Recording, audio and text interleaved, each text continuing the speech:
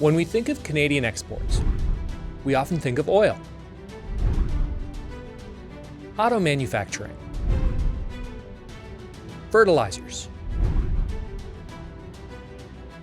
wheat, and hockey players. Things Canada has a natural abundance of, or has the ability to produce in large quantities. However, there is a new export Canada is becoming known for. But is this a good thing?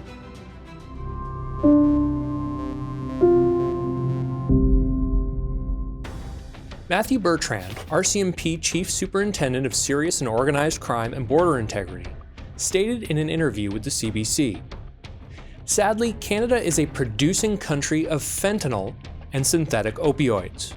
Not only are we a producing country, we're an exporting country." Canada's opioid exports are known to be reaching as far as Australia and New Zealand. Several drug busts in and near Toronto and Vancouver have resulted in the discovery of what are being called super labs, illicit manufacturing facilities capable of producing millions of doses of fentanyl. A recent Washington Post article highlights the specific threat posed by these facilities. The super labs that police are finding in Canada differ from those found in Mexico because they are synthesizing the drug, not merely pressing pills, using precursor chemicals. Though Canada's economy has been struggling, it still boasts the 9th or 10th highest GDP in the world, as only the 38th most populous nation. Historically, Canada has taken pride in using its wealth for the benefit of its own population, as well as to aid other nations. Today, we find this opioid crisis as another example of modern Canada's determination to lead the way in moral decline. Homegrown production is also ensuring an ample supply of products for domestic users. In 2016, Canada announced a new strategy to combat the increasing prevalence of drug use. Rather than simply focusing on prevention, a new focus was introduced: harm reduction. Some forms of drug use have been legalized despite concerns that legalizing one drug would lead to growth in the use of others. Billions of dollars have been spent to provide safe injection sites, free needles, stronger support services for mental health issues, and many other efforts to reduce the harm caused by dangerous drug use. Nevertheless, since that time, more than 30,000 Canadians have died as a result of opioid overdose.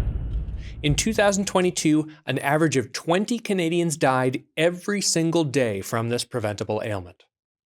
Mark Hayden, a professor at the University of British Columbia, described the shortcomings of the current program. "If your success is measured by overdose deaths, we still have a complete disaster on our hands." You'll likely remember the slogan, "Just say no to drugs." It seems simple enough.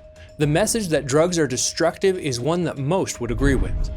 Few would argue against the reality that opioid use has terrifying consequences, yet demand for the product continues to grow. A paper by the Mayo Clinic describes addiction and how self-destructive behavior becomes powerfully compulsive for someone caught in the grasp of drugs. Addiction is a condition where something that started as pleasurable now feels like something you can't live without. Drug addiction is defined as an out-of-control feeling that you must use a medicine or drug and continue to use it even though it causes harm over and over again. Opioids are highly addictive, largely because they trigger powerful reward centers in your brain. When an opioid dose wears off, you may find yourself wanting those good feelings back as soon as possible. When watching interviews or speaking with someone caught in the grip of addiction, it's not difficult to realize that addiction is a form of bondage. What else could make someone huddle outside in a blizzard for a few puffs from a cigarette and a temporary hit of nicotine? Opioids are not the only addiction that plagues mankind.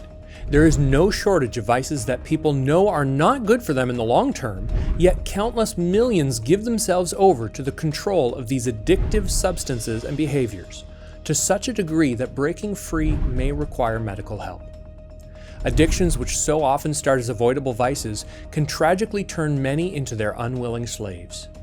Our society must get to the point where it understands that harmful narcotics and their abuse is unacceptable at any level and cannot be tolerated if this plague is to be stopped. harm reduction strategies have not and will not work. The easiest way to avoid such addictions, however, is to not get involved with them in the first place. In the description of this video, you'll find several links to additional viewpoints on other topics relating to addictions such as the legalization of marijuana, vaping, and sports betting. You may also be interested in reviewing our videos on the mental health crisis of our youth and the importance of self-control. If you liked this video, please like, comment, and subscribe. And for more content like this, please visit our website at tomorrowsworldviewpoint.org.